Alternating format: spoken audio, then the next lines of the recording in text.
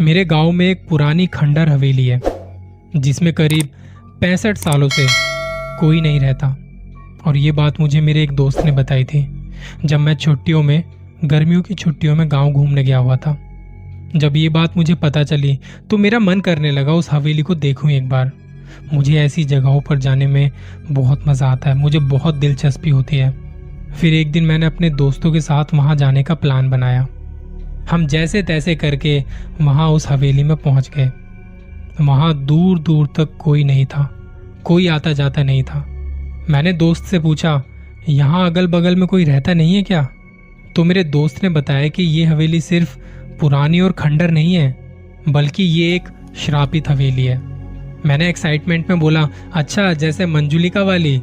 तो मेरे दोस्त ने कहा, नहीं, ये सच्ची कहानी है, गांव के लोग बताते हैं। इसके बारे में एक बहुत पुरानी और सच्ची घटना यहाँ पर प्रसिद्ध है। मेरे मन में इसके बारे में जानने की उत्सुकता और बढ़ गई। इस कहानी के पीछे का राज क्या है? तो दोस्त ने बताना शुरू किया। आज से करीब 65 साल पहले इस हवेली के जो मालिक थे वो बहुत बड़े जमींदार थे। उनकी बहुत खूबसूरत सी पत्नी थी जिनका नाम था कविता। उस समय यहाँ पे डाकुओं का खौफ हुआ करता था। डाकुओं की टुकड़ी जिस गांव में घुसती थी उस गांव को पूरी तरह बर्बाद कर देती थी। एक बार डाकुओं के सरदार की जमींदार के धन और संपत्ति पर नजर पड़ गई, जिसके बाद उसने जमींदार के घर डकैती डालने का सोचा।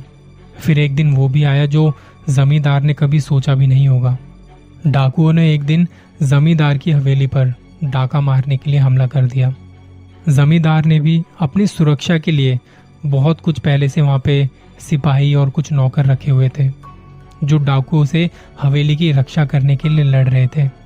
क्योंकि जमींदार के सिपाही और नौकर बहुत कम थे, साधारण हथियार थे उनके पास, और डाकुओं के पास हथियार की संख्या बहुत ज़्यादा थी, जिसकी वजह से जमींदार के सिपाहियों और नौकर को कुछ ही देर में उन्होंने मार डाला।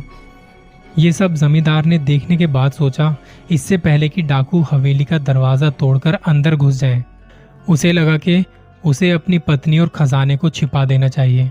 फिर उसने उस खजाने को हवेली की एक खुफिया जगह पर छुपा दिया और अपनी पत्नी को भी उसी कमरे में बंद कर दिया, उस खुफिया कमरे में छुपाकर, और बाहर से वो कमरा बंद कर दिया।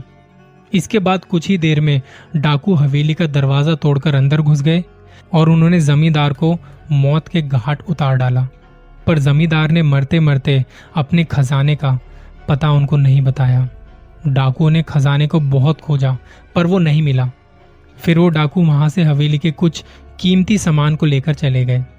पर जमींदार की पत्नी जो एक खुफिया कमरे में बंद थी, उसका पता किसी को भी नहीं था। उसकी पत्नी बहुत चिल्लाई, लोगों को बुलाने की कोशिश की, कमरे के दरवाजे को तोड़ने की कोशिश की, लेकिन वो कुछ ना कर सकी और भूख प्यास से तड़प तड़प कर मर गई, वहीं मर गई। उसके मरने के बाद उसकी लाश से बदबू आने लगी और कुछ लोगों को जब ये पता लगा तो वो हवेली में घुसे और वो लोग वहाँ पे भी पहुँचे जहाँ वो खुफिया दरवाज़ा था, उसे तोड़कर बाहर निकाला। कहा जाता है आज भी वो अपने पति का उस कमरे में इंतज़ार कर रही है। उसका पति कभी तो आएगा और उसे इस कमरे से आज़ाद करेगा। और आज भी उस हवेली में कोई भी नहीं आता जाता, क्योंकि अगर ऐसा किसी ने किया तो वो अपनी हालत का जिम्मेदार खुद होगा। मैंने अपने दोस्तों से ये कहानी सुनकर उन पर विश्वास नहीं किया।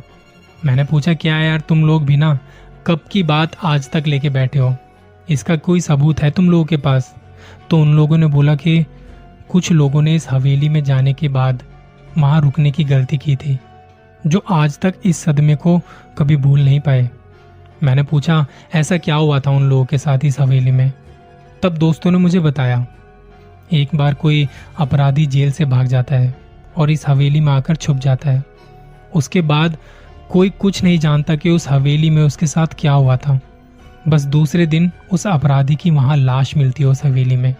मैंने बोला, ये हादसा भी तो हो सकता है। तो उन लोगों ने बताया कि एक बार कोई चरवाहा भी उस हवेली में रात में रुकने के लिए जाता है और सुबह जिंदा उस हवेली से बाहर तो आ जाता है, पर अपना मानसिक संतुलन खो देता है। तब से वो आज तक पागल है। ये बातें सुनकर मेरी हिम्मत नहीं हुई उस हवेली के अंदर जाने की।